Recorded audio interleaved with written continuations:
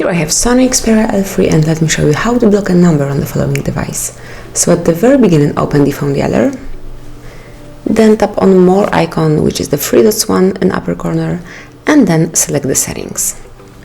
Here you should go to block numbers, and now you can simply add a number by tapping on the tab name samely, so just add a number.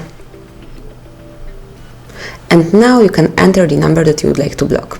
So just let me enter some number, and then to confirm, just tap on block. And now you will not receive any messages or calls from this number, it will be blocked. So you can add here how many phones you only want to, how many numbers you want to block, and then if you would like to remove some number from this list, if you would like to unblock a number and keep receiving calls or messages from this number, just tap on cross icon over here. And now just confirm it that you would like to unblock this number by tapping on unblock.